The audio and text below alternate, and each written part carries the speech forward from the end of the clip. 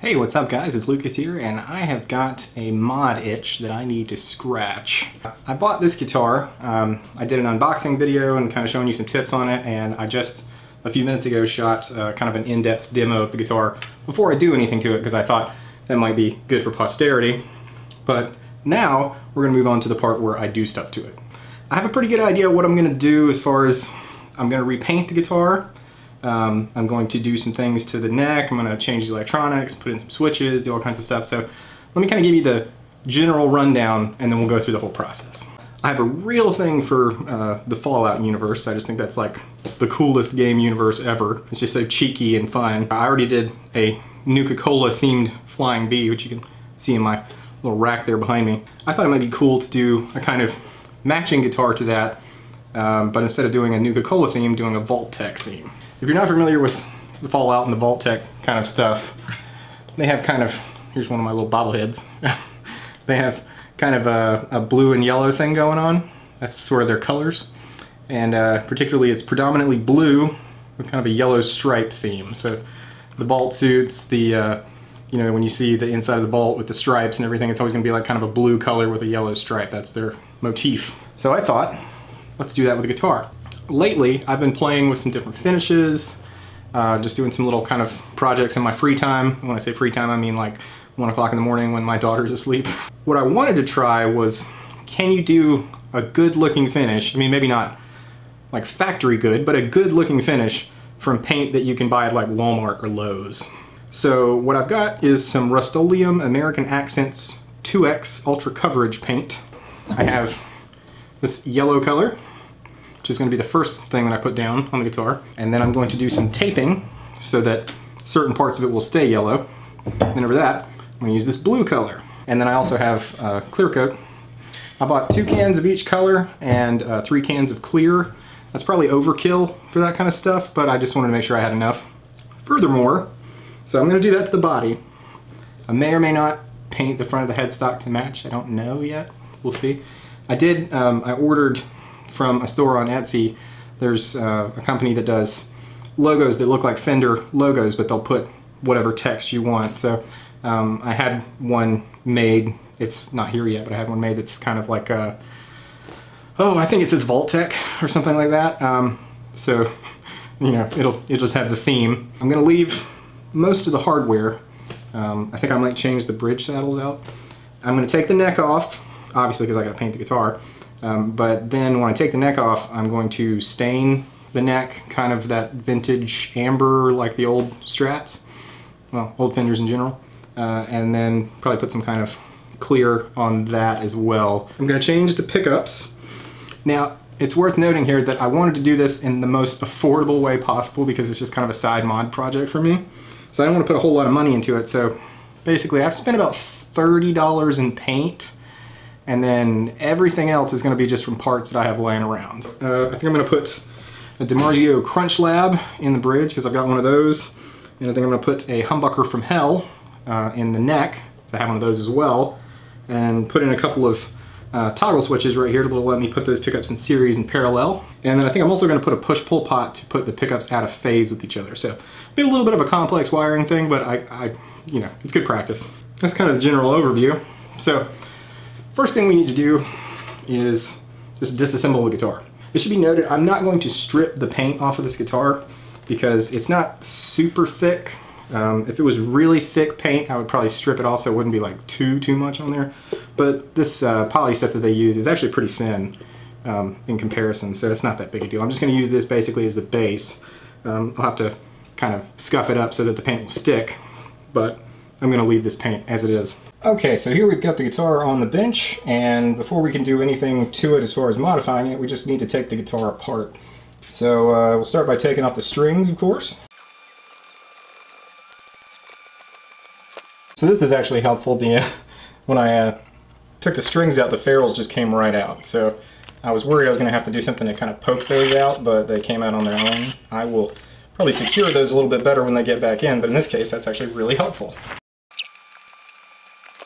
Alright, so now we've got our strings off, so the next step is to start just taking the guitar apart. I think the first thing we're going to do here is just go ahead and pull the neck off. That's just going to make everything easier to work with since I don't have to worry about a neck cradle at that point. So now we can see what kind of neck fit we have. It's probably not super tight, but I don't know, we'll find out. Take off our neck plate. Hey, look at that.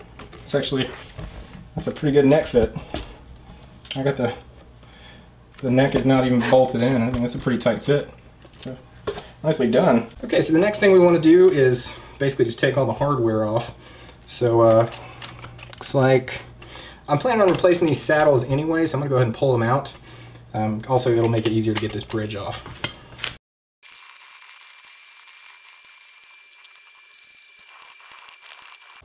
Alright, there we go. There's our bridge. This appears to be like steel, which is nice. It's got a little bit of heft to it. Now, the next thing we need to do is take the pick guard off. Alright, that should be all of them. I think I got them. Yeah, look at that. And just pull the bridge ground out. There you go. The whole thing just comes right out with it. Those are full-size pots, which is nice. It's actually a pretty decent looking switch as well. So, this is not bad stuff. It's surprisingly good, especially for the money. One of the things I really like about Fender style guitars is that you can basically take the whole guitar apart with a screwdriver. Here we go. There's our bare Squier Affinity Jazzmaster body, just with down to just the paint. Now, the next thing we need to do before we can paint this is scuff the body up. So, you can use any number of different things to scuff the body up. I'm going to use 800 grit sandpaper and just basically make sure that anywhere that the paint is going to touch, that I take the gloss off of it.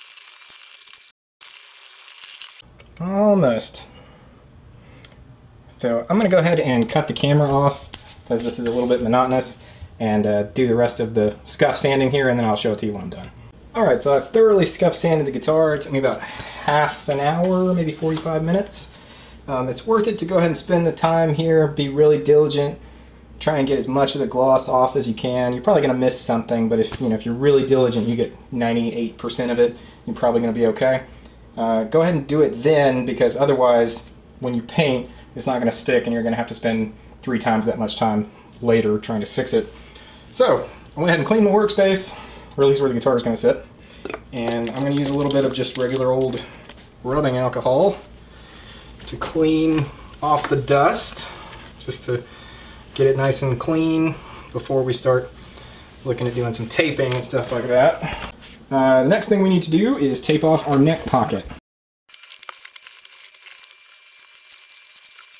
I'm not going to bother taping off the inside of the body because, 1, they didn't, and 2, I'm probably going to paint some kind of like shielding paint or something in there, and I'm not going to be like trying to paint on the inside of the body or anything, so something's going to get in, but I'm not too worried about that. So yeah, I just need to give it a good once over clean again, just to make sure I got any fingerprints, grease kind of stuff off of it, and then we're going to hit it with the paint.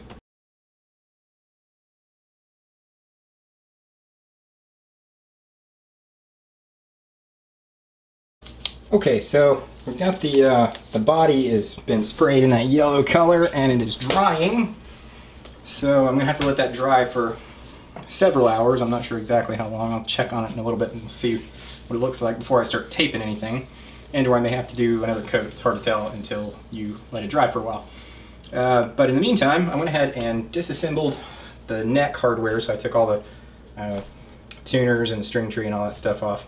And the guitar's neck had kind of a real, I mean, it's pretty thin, but a polyurethane kind of seal coat on it. And if you want to stain a neck, pretty much you've got to take that finish off, because the stain will just sit right on top of that and it'll wipe right off. So I went at the guitar with 220 grit, then 320, then 400, then 600. So pretty sure I've got all of it off now, or at least most of it off. We will find out momentarily, because now we're going to move to the staining process. So what I've got here is a nice little old Bojangles container that I put in some water and some of this color tone liquid stain vintage amber. So I've got, I think, a mix that looks all right. But what we'll do is kind of just try a little spot first. And I like to do it down here on the neck heel, because if it doesn't turn out right, then, you know, this is a easily hideable place. So I'm just going to put a little on a Q-tip And we'll just try it here and see what it looks like. Determine whether or not I want to go darker or not.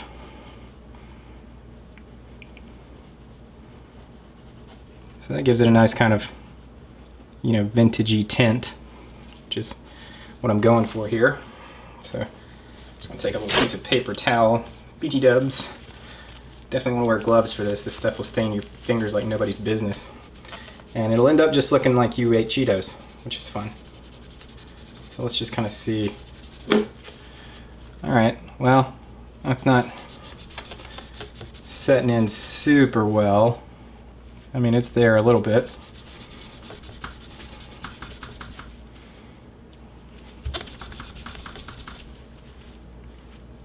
All right, I think we may need to increase the potency of the dye a little bit. So I think what I'm going to do is you can kind of build this stuff up by just doing more than one coat. So I think what I'm going to do is leave the stain color where it's at right now, go ahead and start staining the neck, and then if I feel like it needs more, I can always just add more after it's dry. I'd rather do a little bit at a time and not have it go like orange. That's looking pretty good. So I'm going to take a clean paper towel, just kind of wipe off some excess, see where we're at. It's taken pretty decent, I think. I'm going to sand it just a little bit more with some, I guess probably some 600 grit paper, and then do some more stain. Alright, so I did some more sanding. I actually went back as far as 400 grit, and tried to just open the pores up. Because what I'm going to do is stain some more, and then, you know, if it gets a little dark, that's fine, because I'm going to go after it again with 600 grit, because I want to get it to at least 600 before I look at doing any kind of clear on it. So let's try again.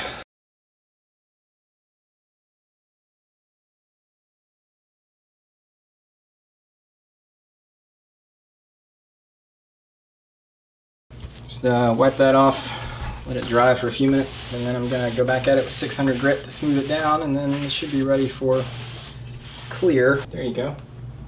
That looks pretty good, I think, other than a couple little spots, but improvement over the original, I think.